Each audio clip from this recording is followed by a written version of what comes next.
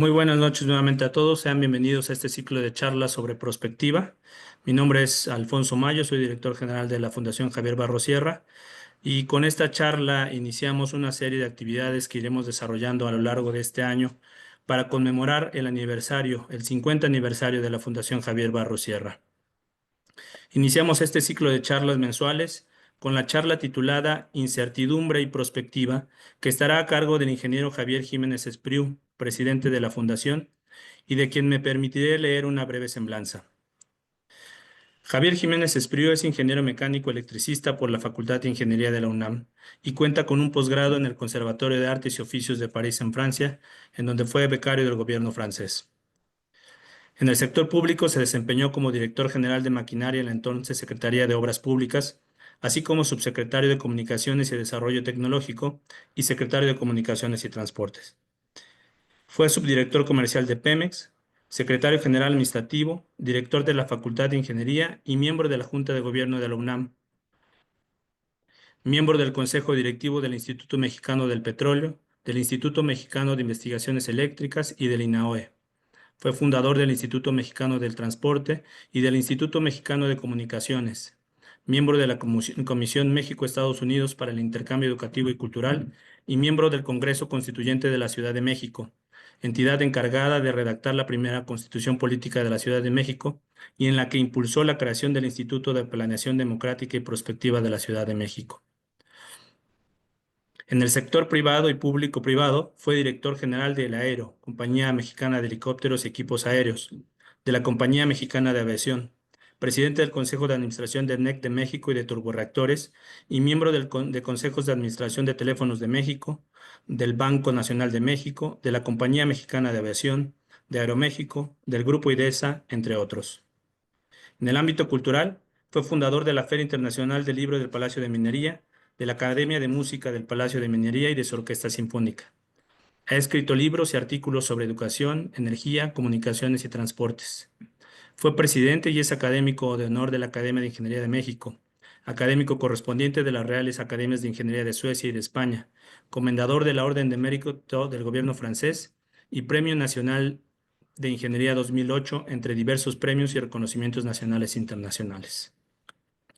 Demos pues inicio a nuestra charla, recordando a nuestro auditorio que estará habilitado el chat de esta sesión para quienes deseen plantear alguna pregunta. Ingeniero, los micrófonos son todos suyos. Muy buenas tardes a todos quienes nos escuchan y quienes nos ven a través de los nuevos medios de comunicación, que nos impide estar juntos en una conferencia, pero que nos permite conectar con todos aquellos que deseen hacerlo, no importa en dónde se encuentren.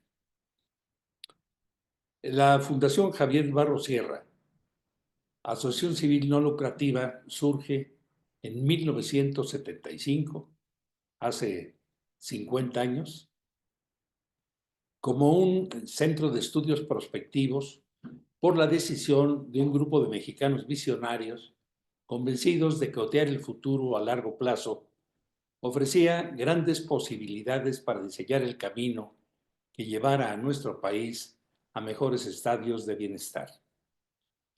Con la aportación del doctor Emilio Rosenbluth, del monto del Premio de Ciencias Luis Elizondo 1973, que obtuvo por sus indudables méritos científicos, se sembró la semilla que dio como resultado el árbol que este año conmemora su cincuentenario y que fue la primera institución prospectiva de América Latina.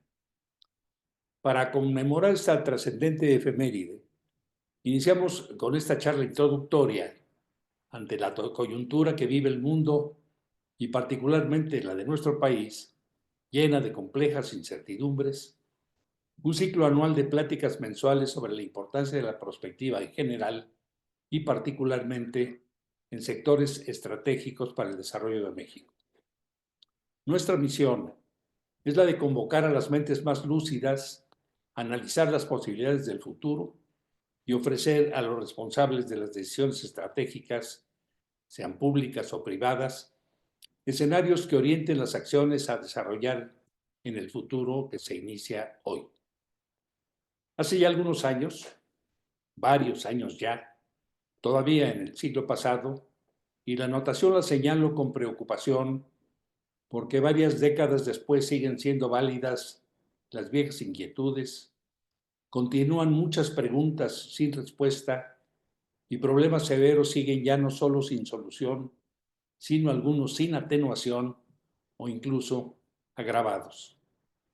Hace algunos años ya, decía, al inicio de un ejercicio intelectual sin ataduras, organizado por el Centro de Estudios Prospectivos de esta fundación, Javier Barros Sierra, con la misma intención que hoy, de tratar líneas para enseñar nuestro futuro, señalaba lo siguiente.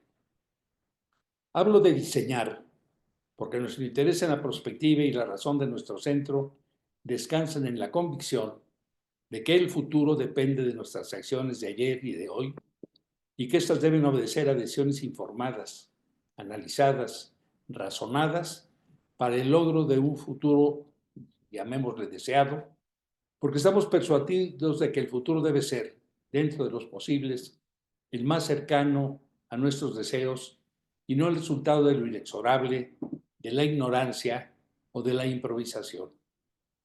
Pretendemos que el diálogo que establecen las participantes aquí reunidas, las participaciones aquí reunidas sea precisamente en este momento de la vida nacional, decía yo entonces, y es válido ahora, un evento portador de futuro, punto de reunión de hombres y mujeres inteligentes y comprometidos con sus congéneres. Pretendemos también sacudir las conciencias de quienes en los puestos de decisión deben estar claros de que las soluciones de los problemas de México, graves, lacerantes algunos, no son lamentablemente de corto plazo, que solo se lograrán en el largo camino de los lustros y que solo serán válidas si parten de análisis inteligentes y profundos. La intención es convencer también de que el estudio de los futuros no debe dirigirnos solamente a la solución de los problemas de hoy, sino a la definición de nuevos paradigmas, al planteamiento de nuevas opciones, al reencuentro tal vez de valores ya empolvados en el desván de la memoria. La prospectiva nos permite definir el deseo presente del futuro deseado. Esto es, debemos imaginar lo que quisiéramos como metas, pero también las circunstancias, los escollos y las oportunidades del camino que imaginamos para conseguirlas, así como las consecuencias mediatas e inmediatas, satisfactorias o insatisfactorias, de las posibles acciones a emprender.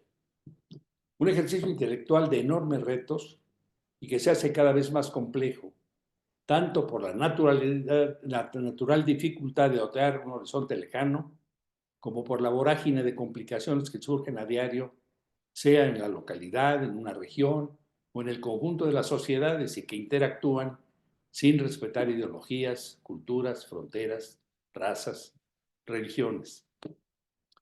Nuestra reflexión sobre los estudios de futuros quiere centrarse en las posibilidades de las sociedades para enfrentar los retos del porvenir, para atender o provocar los cambios requeridos, para administrar los riesgos y la incertidumbre de un mundo cada vez más complejo, para discutir colectivamente sobre las tendencias que parecen orientar los pasos de la humanidad, sobre los temas que hoy convocan al análisis del mañana, sobre las grandes contradicciones que parecen bloquear nuestras hipótesis y nuestros deseos, y sobre las aparentes paradojas que oponen a las sociedades actuales, que las diferencian, las antagonizan, las separan, las aíslan, las ignoran o las proscriben, o sobre los temas que, por el contrario, las unen, las fraternizan, las hermanan.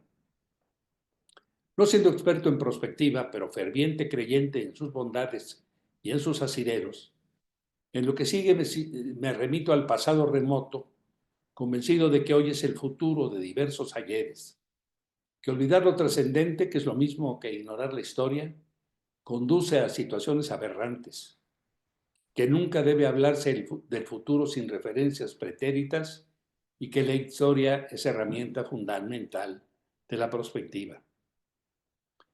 ¿Podría acaso la soberbia hacernos imaginar capaces de trastocar la herencia milenaria de las civilizaciones precedentes, de siglos y siglos de pruebas y errores, de acumulación de experiencias y conocimientos, de éxitos y fracasos de tantas generaciones?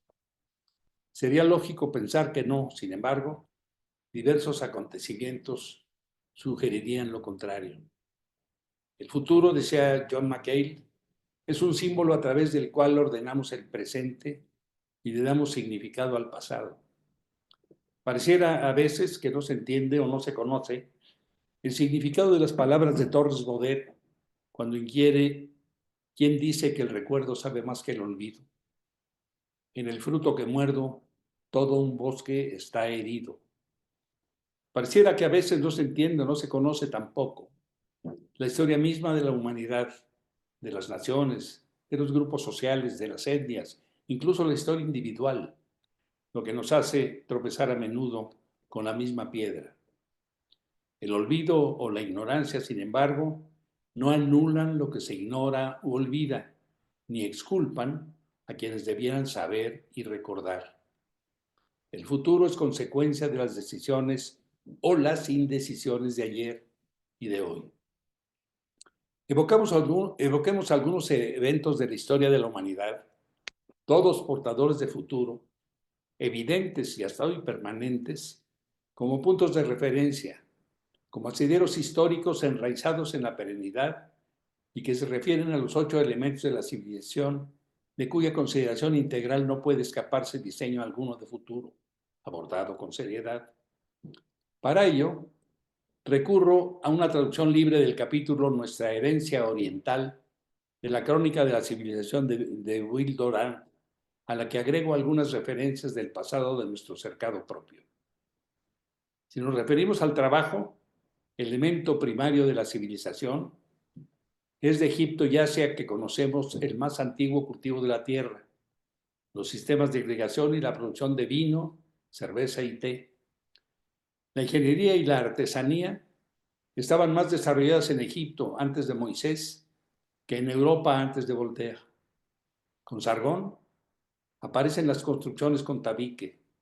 De Elam heredamos la rueda, los tejidos y el vidrio de Egipto, la seda y la pólvora de China. El caballo llegó a Europa del centro de Asia.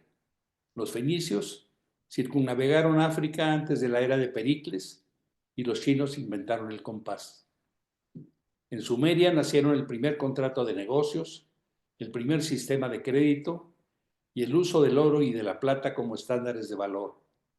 Y en China se realizó el milagro de aceptar papel en lugar de oro o plata.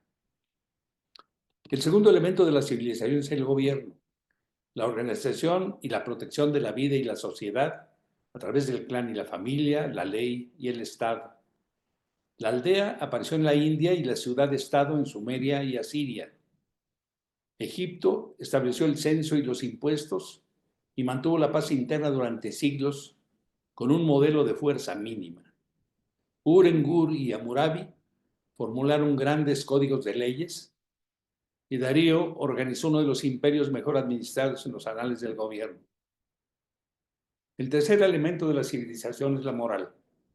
Costumbres y hábitos, conciencia y caridad, las leyes del espíritu, en fin, del sentido de lo bueno y lo malo, el orden y la disciplina del deseo, sin lo cual la sociedad se desintegra en lo individual y cancela cualquier estado coherente. La cortesía viene de las cortes de Egipto, Mesopotamia y Persia. La monogamia apareció en Egipto. Allí se originó también el primer grito por la justicia social y en Judea la primera exhortación por la humanidad, por la hermandad humana y la primera formulación de la conciencia moral de la humanidad. El cuarto elemento de la civilización es la religión. El uso de la creencia del hombre y en lo sobrenatural para el consuelo del sufrimiento, la superación del carácter y el fortalecimiento del instinto social y del orden. En Sumeria, Babilonia y Judea nacieron los más caros mitos y tradiciones religiosos. En Oriente, las historias de la creación y el diluvio, la caída y la redención del hombre y de María, Madre de Cristo. En Palestina nació el monoteísmo y la más sola, humilde e impresionante figura de la historia. El quinto elemento de la civilización es la ciencia. Visión clara, registros exactos, pruebas imparciales y lenta acumulación del conocimiento suficiente para generar predicción y control. Egipto desarrolló la aritmética y la geometría y estableció el calendario. Los sacerdotes y los físicos egipcios practicaron la medicina, exploraron enigmáticamente las enfermedades, realizaron cientos de operaciones quirúrgicas y anticiparon algo del juramento hipocrático. Babilonia estudió las estrellas y las cartas del zodiaco. Nos legó la división del mes en 4 semanas, del reloj en 12 horas, de la hora en 60 minutos y del minuto en 60 segundos. India nos transmitió a través de los árabes sus números simples y sus mágicos decimales y enseñó a Europa las sutilezas del hipnotismo y la técnica de la vacunación. El sexto elemento de la civilización es la filosofía, el intento del hombre de capturar algo de esa perspectiva total que en su modesto intervalo sabe que solo el infinito puede poseer. El valiente y desesperado cuestionamiento de las causas primigenias de las cosas y su significado final. La consideración de la verdad y la belleza, de la virtud y la justicia, del hombre y el estado ideales. Todo esto apareció en Oriente poco antes que en Europa. Los egipcios y los babilonios ponderaron la naturaleza humana y el destino, y los judíos escribieron comentarios inmortales sobre la vida y la muerte, cuando Europa aún se debatía en el barbarismo. Los hindúes usaron la lógica y la epistemología, al tiempo que Parménides y Zeno de Evea, y a través de los Upanishads, incursionaron en la metafísica, y Buda propuso una muy avanzada psicología algunos siglos antes que Sócrates. Y si la India fundió filosofía en religión y no logró emancipar la razón de la esperanza, China secularizó decididamente sus pensamientos y produjo, también antes de Sócrates, un pensador cuya sobria sabiduría no necesita cambio alguno para ser guía de nuestra vida contemporánea e inspiración de aquellos que gobiernan honorablemente a las naciones. El séptimo elemento de la civilización son las letras, la transmisión del lenguaje, la educación de la juventud, el desarrollo de la escritura, la creación de poesía y drama, el estímulo de la novela y el recuerdo escrito de las cosas pasadas. Las más antiguas escuelas conocidas son las de Egipto y Mesopotamia, ambas del gobierno. De Asia aparentemente viene la escritura, de Egipto el alfabeto, el papel y la tinta, de China la imprenta. Los babilonios parecen haber compilado las primeras bibliotecas y quizá las universidades de la India precedan a la Academia de Platón. Los asirios transformaron la crónica en historia. Los egipcios impulsaron la historia hacia la épica. Y el Medio Oriente dio al mundo moderno esas formas delicadas de poesía, de sutiles imágenes momentáneas. Nabonidus y Asurbanipal, exhumados por arqueólogos, a su vez fueron arqueólogos. Y algunos de los cuentos que aún entretienen a nuestros hijos y nietos provienen de la antigua India. El octavo elemento de la civilización es el arte, el embellecimiento de la vida con color, ritmo y forma. En su aspecto más simple, el adorno del cuerpo, los vestuarios elegantes, la joyería exquisita y los cosméticos escandalosos, retratan las primeras épocas de la civilización egipcia, sumeria e hindú. Los finos muebles, la cerámica, la talla de madera y el marfil llenan las tumbas egipcias. Seguramente los griegos aprendieron algo de sus habilidades para la escultura, la arquitectura, la pintura y el bajorrelieve, no solo de Asia y Creta, sino de las obras maestras de su tiempo que todavía brillan en el espejo del Nilo. De Egipto y Mesopotamia, Grecia tomó los modelos para sus columnas dóricas y jónicas. De esas mismas tierras nos llegaron no solo la columna, sino el arco, la bóveda y el domo. Y los zigurats del antiguo Cercano Oriente han tenido enorme influencia en la actual arquitectura americana. La pintura china y los impresos japoneses cambiaron el tono y la corriente del arte europeo del siglo XIX y la porcelana china logró una nueva perfección que Europa emularía. El sobrio esplendor de los cantos gregorianos se remonta a los cantos atormentados de los exiliados judíos, escondidos temerosos en ocultas sinagogas. Hasta aquí la cita de Durán. Me refiero a Oriente y a la antigüedad, a lo que de ahí heredamos de hace 2, 3 o 4 milenios, para subrayar lo infinitamente pequeño que es lo que los hombres modernos llamamos con osadía el largo plazo. Y porque los hombres lo llamaron con sensibilidad Oriente, punto de orientación, conciencia o premonición. No desconozco la importancia de lo que ha seguido, ni obviamente de lo que a nosotros nos ha correspondido y corresponde hacer. Pero cuando uno se propone lanzarse a navegar en el mar proceloso del futuro, vale la pena revisar que el faro orientador esté encendido, por lo que considero de igual trascendencia eventos portadores del futuro de nuestro cercado propio. Me refiero brevemente a algunos. Basta mencionar a manera de ejemplo que la construcción teotihuacana es contemporánea a la de la muralla china.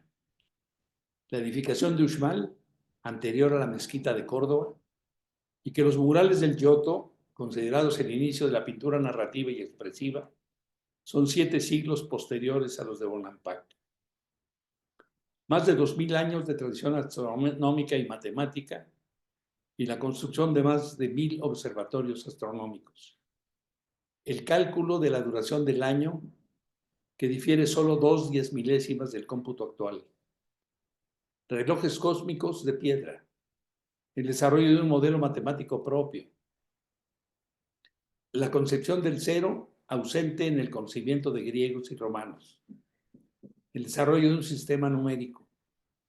El Sna, el Tajín, Uxmal, Cabá, Tula, Chichén Itzá, Palenque, Tulum, Mitla, son vestigios notables de vivienda, de hidráulica, para el estudio de la astronomía, la práctica de los deportes, construcciones con perfección geométrica y matemática, uso de materiales y técnicas constructivas con ingenio y arte, ciudades y sistemas de ciudades extraordinarias de vivos y de muertos, de humanos y de dioses, cunas de nuestras culturas originarias en las que incorporaron el arte, la pintura y la escultura, y una clara concepción de la organización social, la religiosa y la de gobierno, y las invenciones tecnológicas como la prefabricación de ladrillo cocido, son sin duda eventos forjadores de futuro que se desarrollaron en nuestro territorio entre los siglos V y XII.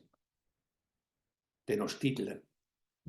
En mitad de la laguna se asienta la metrópoli como una inmensa flor de piedra, en palabras de Alfonso Reyes. La construcción en el lecho del lago, el templo mayor, las colosales pirámides, el albarradón de Nezahualcóyotl, el acueducto de Chapultepec, los juegos de pelota, los diques calzada, los caminos maya, las plazas extraordinarias, los centros ceremoniales, los murales y las esculturas públicas en las edificaciones, los sistemas hidráulicos lo son también. El aprovechamiento de recursos minerales, así como el aislamiento del cloruro y el bicarbonato de sodio, sus tecnologías para la extracción, aleación y fundición de metales para herramientas o joyas, sus técnicas textiles, sus telares de cintura y vara, sus tintes y colorantes, sus fertilizantes y abonos de la época precortesiana son igualmente eventos portadores de futuro. U otros, ya cercanos, brincándonos en obvio de tiempo los que se dieron entre la conquista y la revolución, aunque naturalmente sin desconocerlos y considerándolos, así como los más recientes o los actuales para evitar la tentación de la polémica sobre sus virtudes o sus efectos nocivos, y solo a manera de ejemplo, como la promulgación de la Constitución General de la República, la creación de la Comisión Nacional de Caminos, la de la Comisión Nacional de Irrigación, la del Banco de México, la nacionalización del petróleo, la autonomía de la Universidad Nacional, la creación del Instituto Politécnico, la creación del Instituto Mexicano del Seguro Social o la construcción de la ciudad universitaria, la aceptación legal del voto de las mujeres, la despenalización del aborto o el Tratado de Libre Comercio de Norteamérica. La conciencia de que cada acción de los humanos afecta, para bien o para mal, la vida de las sociedades desde el momento de su creación y en el futuro de la generación que las provoca y de las generaciones siguientes, sin límite en el tiempo, exige necesariamente la reflexión profunda.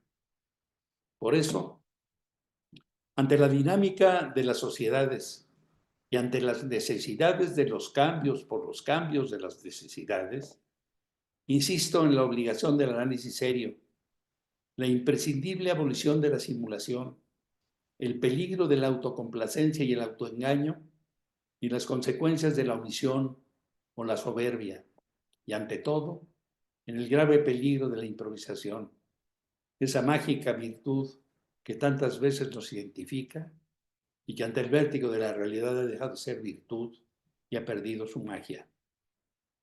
No podemos imaginar, proyectar o diseñar un futuro sin abarcar todos los elementos de la civilización y la cultura y todas las aspiraciones y los sentimientos de los hombres y mujeres que de ellos emanan.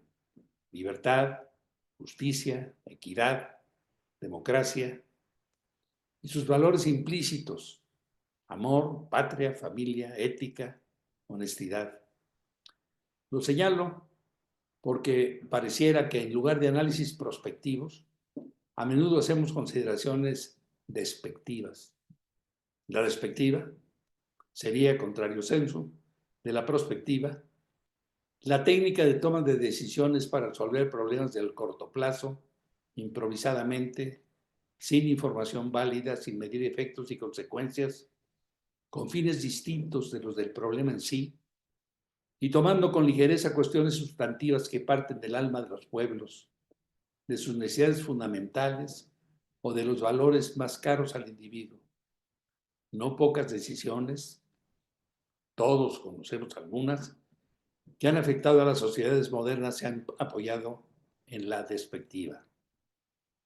Son muchas y graves las consecuencias, hoy evidentes, de decisiones o indecisiones, que al fin tan graves decidir sin saber como saber sin decidir, que deben hacernos considerar la importancia de la seriedad del camino de la reflexión sobre el porvenir. Pues que nada dicen en este enfrentamiento con realidades que a veces nos negamos a ver, las perplejas miradas de niños, mujeres, viejos y jóvenes de Haití, las caravanas de inmigrantes o el bloqueo a Cuba. No conviene revisar con fines prospectivos, a partir de análisis de retrospección, la caída del muro de Berlín, la desintegración de la Unión Soviética y los diálogos de la Reunión de Río. No hay lecciones de historia sintetizadas en nuestro conflicto chiapaneco y en la guerra de Ucrania. No son llamadas de atención el movimiento del 68 o la desaparición de los 43 estudiantes de Ayotzinapa, el aumento de la drogadicción entre los jóvenes y el feminicidio. No son indicadores relevantes la proliferación de las iglesias, el encono racial, la delincuencia juvenil y el crimen organizado. No siguen siendo eventos portadores de futuro la guerra de Vietnam, el holocausto judío y la situación de Gaza. No hemos agotado a menudo nuestras fuerzas atacando síntomas sin conocer las causas del problema. Podemos en este mundo de contrastes y contradicciones hablar de un mundo universal de futuro. ¿Es válida para todos la misma oferta de porvenir?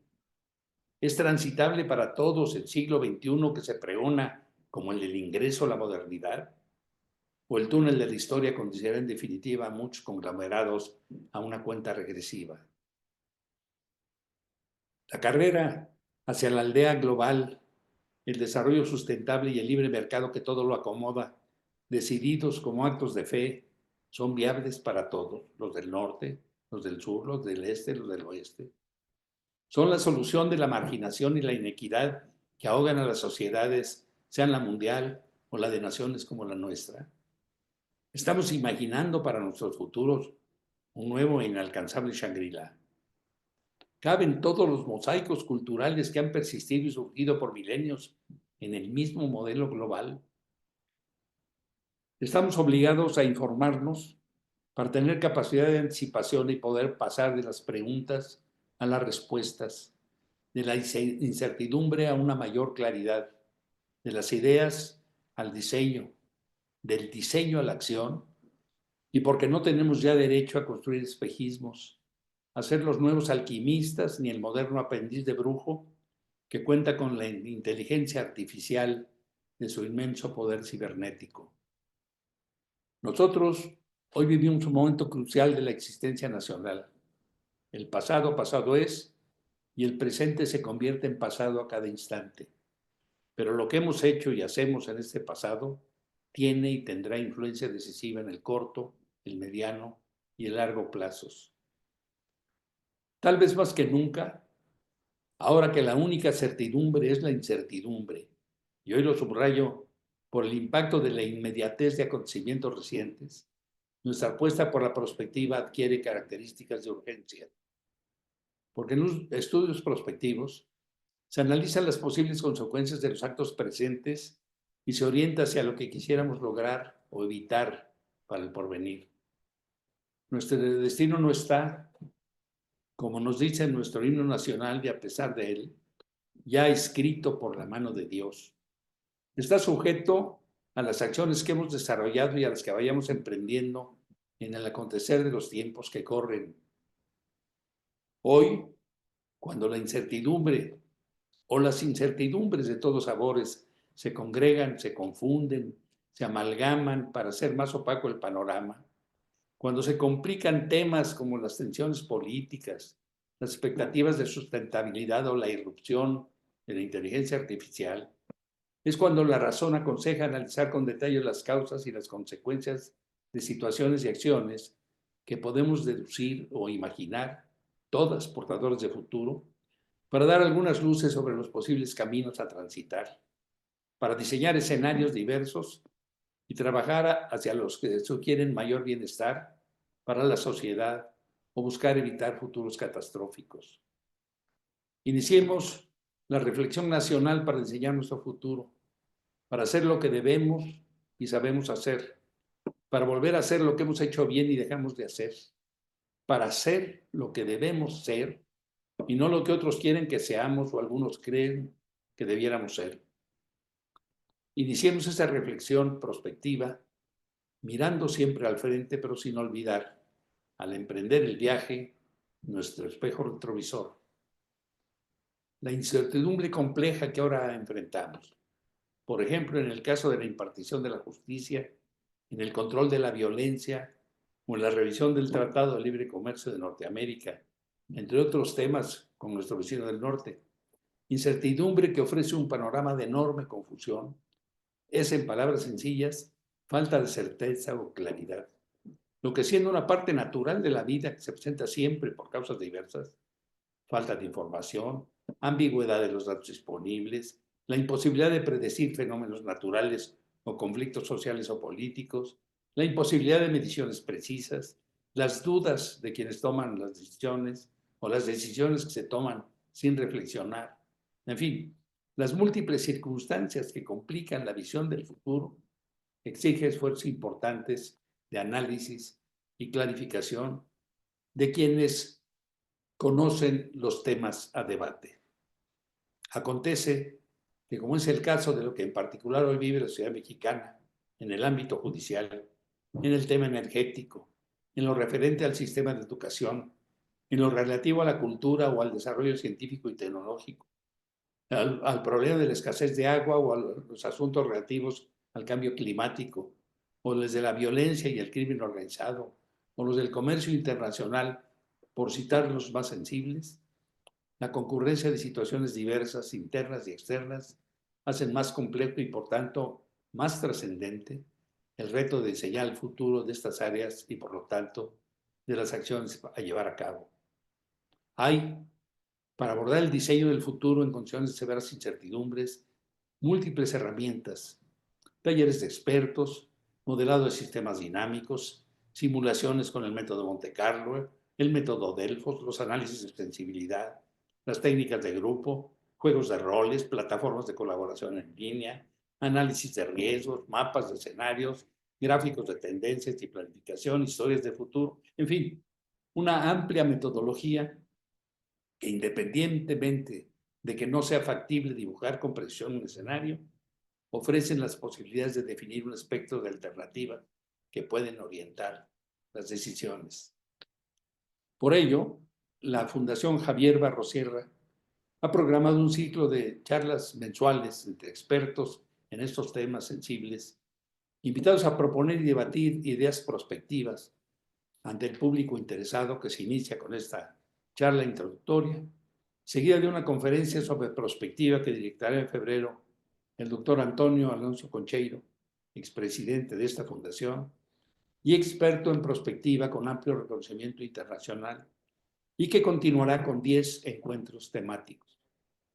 Las deliberaciones que se darán en este ciclo serán sin duda un faro orientador con focos rojos, amarillos y verdes para el cauce que seguirán los asuntos a tratar, con la esperanza de que sean útiles para el bienestar, la libertad y la democracia de los mexicanos.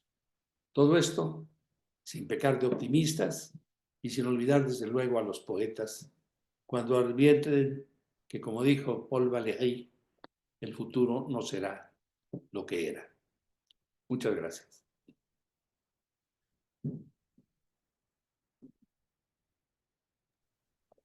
Muchas gracias. Muchas gracias, ingeniero, por su presentación. Daremos paso ahora a la sesión de preguntas por parte del auditorio. Preguntas o comentarios, y por respeto al tiempo de todos ustedes tomaremos solo algunas de las preguntas, por lo que si hubiera alguien que desee plantear alguna pregunta, le agradecería que pueda levantar la mano mediante el botón correspondiente en la plataforma.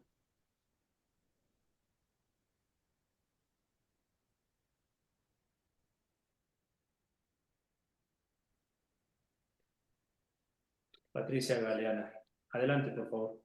Bueno, yo lo que quiero, más que pregunta, es un comentario.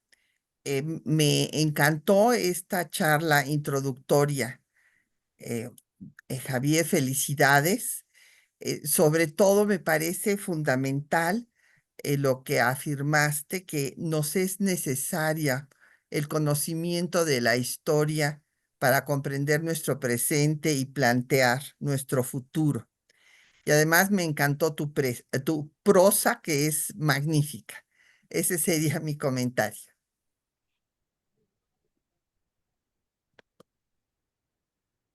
Muchas gracias, Patricia, muy amable. Juan Eisbenschut, adelante. Muchas gracias. A ver, Javier, pues muchas felicidades. Sí, sí, está, me parece que muy bien planteado. Y lo que has dicho es extraordinariamente importante en términos de lo que se debería de hacer para poder, en la medida de lo posible, hacer las cosas mejor. Creo que para efectos prácticos, el planteamiento que estás haciendo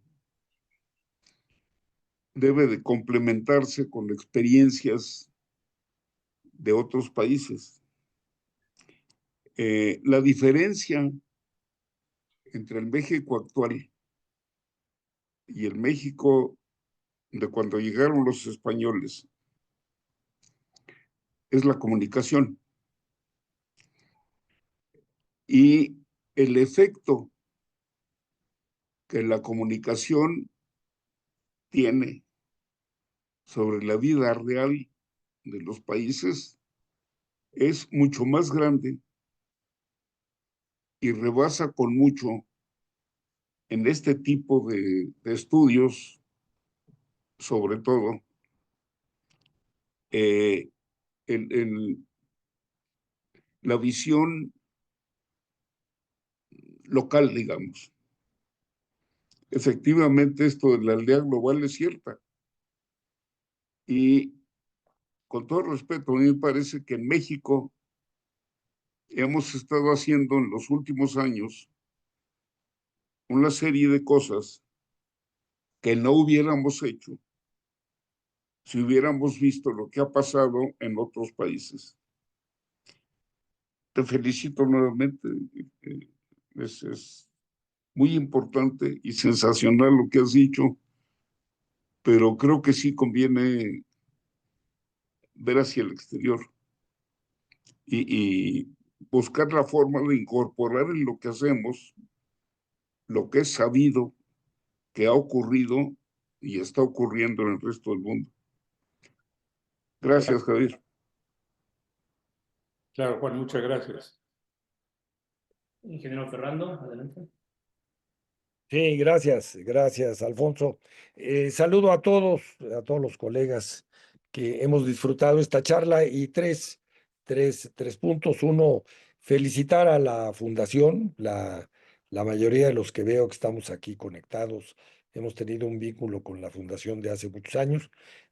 Ahora, este primer cincuentenario que celebra la fundación, buena manera de celebrarlo con estas charlas que entiendo que serán una al mes y será el último miércoles, como es el día de hoy, para que de una vez todos nosotros lo vayamos poniendo en nuestras agendas y promovamos con aquellas personas interesadas en los temas propios de la Fundación. Segundo, felicitar a nuestro presidente, a Javier, espléndida charla.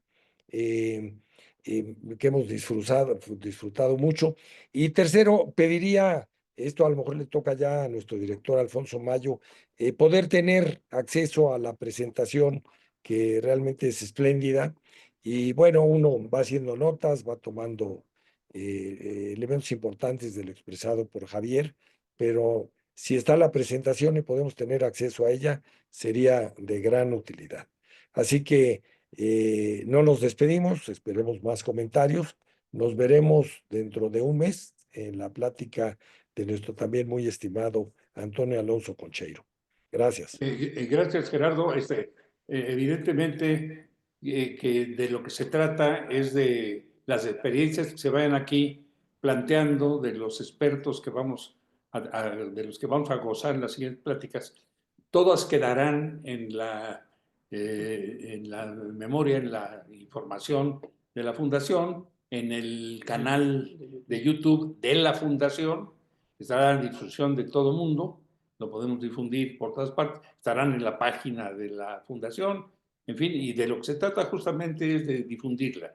No esperábamos que en esta plática el universo de los interesados en los temas lo supieran, se enteraran, no tenemos esas capacidades todavía, pero sí esperamos que estén a disposición todas estas charlas, todas estas pláticas y lo que vaya ocurriendo después de ellas. Y la idea es que todas las experiencias que aquí vamos a recibir, hagamos una síntesis aquí en la Fundación y independientemente de que estén en los medios de comunicación, las enviemos a los responsables de las decisiones nacionales para que sepan que hay grupos de gentes pensantes que ofrecen sus experiencias y sus puntos de vista. Y sí, tomando lo que decía Juan Ivinson hace un momento, pues siempre tenemos estudios comparativos. Una parte de esta charla, como lo señalé al principio, fue tomada de algo que dije yo, porque la segunda, aquí sí hubo reelección, hace tiempo, en los 90s, que fui también presidente de esto, y que el director del Centro de Estudios Prospectivos era Antonio Alonso. Él promovió una reunión sobre los futuros de México y del mundo, en donde yo hablé y dije algo de lo que inicialmente señalé aquí, en donde vinieron expertos de todo el mundo y nos dijeron sus propias experiencias que se tomaron para los trabajos de la Fundación. Tenemos un acervo extraordinario que estaremos rescatando y que haremos del conocimiento público, porque sí, como decía Juan, y como señalé yo en algún momento, pues en muchas ocasiones, no nada más nosotros, los mexicanos, sino todo el mundo se tropieza con las mismas piedras, porque como señalaba Patti, hay pocas gentes que están dedicadas a estas cosas y que les interesa la historia y que no se enteran de qué pasó cuando ya pasó lo que pasó, ¿vale? Valgan los términos, y volvemos a caer en los mismos problemas y no nos damos cuenta de las soluciones que se dieron y los errores que se cometieron en todo momento, ¿no? Y claro, en esta vorágine de desarrollo que hay ahora, pues de repente nos olvidamos del pasado, cuando en el pasado hay raíces fundamentales que sostienen el tronco en el que nos mecemos todavía. Sí estará todo a disposición de todo mundo que quiera informarse sobre esto. Así es como lo comenta el ingeniero, estará esta grabación en el canal de YouTube de la Fundación, así como en la página de internet estará tanto el texto de sus palabras como la presentación. Federico, levantaste la mano, adelante. Sí, simplemente enfatizar mis felicitaciones, Javier. Muy buena plática, muy buena introducción, pero sobre todo es una plataforma espléndida para iniciar los festejos del primer cincuentenario de la Fundación y para dar luz verde para los inicios de los nuevos trabajos en la nueva etapa que empieza a vivir la Fundación a partir de hoy. Felicidades a Javier y felicidades a toda la Fundación. Muchas gracias, Federico. Ya serás emplazado, pero además es el primer cincuentenario y tenemos que modificar los estatutos, Claro. porque el estatuto dice que se funda hace 50 años y la sociedad se funda por 99, o sea que no nos permiten festejar un segundo cincuentenario. Tenemos que modificar los estatutos para que no se limite a 99 años, sino que podamos Una seguir tarea más para Alfonso. hasta 2150, una cosa así por lo pronto. Muy bien, muchas gracias. Héctor López, adelante.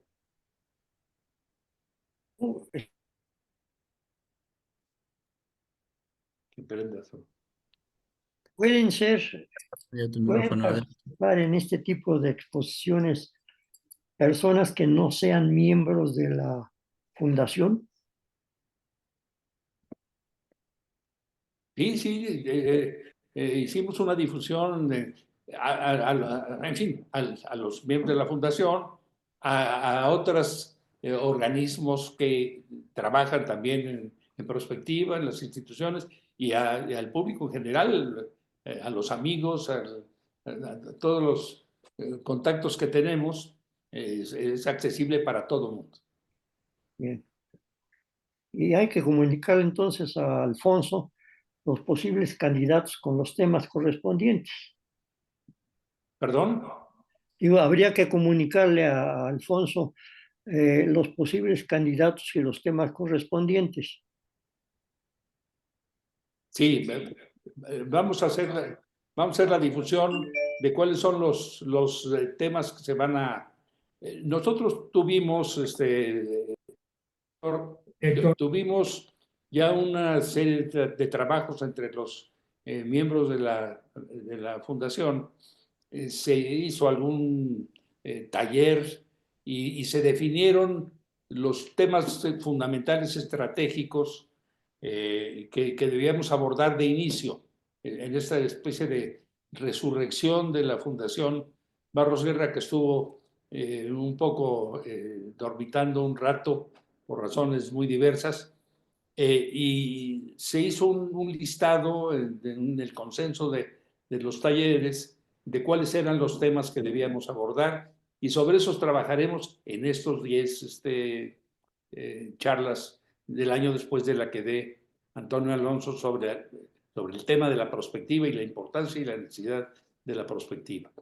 Nosotros comunicaremos pronto a todos nuestros contactos, a todos los miembros de la fundación. Desde luego, los temas que se van a desarrollar serán energía, salud, educación, violencia, cultura, en fin, el agua, como temas muy específicos, la infraestructura, etcétera. los temas y los ponentes. La idea sería de que haya un ponente que hable unos 30, 35 minutos y después que haya un par de expertos que serán o miembros de la fundación o expertos no miembros de la fundación, que hagan comentarios sobre el tema con objeto de empezar a recabar nuevas ideas de los expertos en los diferentes temas. Gracias, gracias. Además, felicidades, tiene la marca de la casa la plática de hoy. Gracias. Muchas gracias. Tomaríamos una última pregunta. Tenemos una en el chat de Hilda Guadalupe Bustamante Rojas. Pregunta, ¿por qué no abrir escuelas de prospectiva que favorezcan esa reflexión compleja que se requiere en la toma de decisiones? De no hacerlo, surge la improvisación, aunque se diga que se planifica prospectivamente. Sí, ese es uno de los temas que hemos analizado. Hay pocas instituciones que ofrecen estudios de prospectiva, incluso que ofrecen alguna materia de prospectiva. Hay un par de instituciones o tres nomás que dan cursos de prospectiva y puedo adelantarles en este momento que estamos trabajando ya con la universidad, con la Facultad de Ingeniería de la universidad para iniciar en la división de estudios se llama hoy División de Educación Continua, un diplomado en prospectiva. Hay algunas otras instituciones que hacen a nivel de maestría o a nivel de materias optativas de prospectiva, pero no hay estudios formales de prospectiva, lamentablemente, ¿no? Este es parte de, yo creo que es parte de una idiosincrasia especial y parte de algunos errores que han surgido por ahí en el desarrollo del país. Pero sí, estamos trabajando también para buscar la manera de que se preparen. Que ya Antonio Alonso les platicará seguramente sus experiencias de cuando hace ya casi 50 años fue convocado por los fundadores de esta institución a hacerse cargo del Centro de Estudios Prospectivos. Ya les dirá lo que hizo, cómo lo hizo, cuándo lo hizo y por qué lo hizo. Y cómo se hizo él rápidamente por sus capacidades personales, experto en prospectiva, uno de los pocos, lamentablemente, uno de los pocos que hay en México, si es que hay más. Muchas gracias. Una última intervención para concluir en respeto del tiempo de todos ustedes, de Guillermina Baena. Adelante. Buenas tardes a todos. Ingeniero Jiménez Espriu, me gusta muchísimo la conversación, la plática. Es muy inspiradora y usted lo consideramos uno de nuestros mentores, los que ya tenemos en perspectiva algunos años. No 50 como la fundación, pero sí ya tenemos 20 y un poco más. Entonces, bueno, en ese sentido, nosotros sí hemos hecho una labor tremenda de prospectiva durante todo este tiempo y tenemos un seminario semanal de visiones prospectivas y ponencias. Entonces, bueno, lo queremos poner a la disposición también de la fundación, en donde si nuestras colaboraciones son útiles, adelante. Perseguimos el mismo objetivo común de un futuro deseado. Y entonces creo que en ese sentido, pues nos podemos abrazar mutuamente. Muchísimas gracias. Bueno, Guillermina, muchas gracias. Guillermina es uno de estos casos excepcionales en este país que cree en la prospectiva y que se ha dedicado a la prospectiva. Y son de estas gentes que vamos a invitar a colaborar con su organización y con las nuestras para ver si hacemos de la prospectiva un tema de público, un tema de análisis general, un tema que pudiera ser un tema inspirador para la planeación estratégica cuando menos, y para la planeación, cuando menos. Muchas gracias. Gracias. Muy bien, pues concluimos así esta primera charla y les extendemos una cordial invitación a la siguiente, que estará a cargo del doctor Antonio Alonso Conchero, presidente del Consejo Consultivo de la Fundación, y que se llevará a cabo el próximo miércoles 26 de febrero a las 18:30 horas. Posterior a ella, en marzo iniciaremos con las charlas temáticas en las que, además del ponente, contaremos con la participación de 2 comentaristas. Por supuesto, les iremos informando de ello a través de la página de internet como de las redes sociales de la Fundación. Muchas gracias a todos por su presencia, buenas noches y hasta la próxima. Muy buenas noches.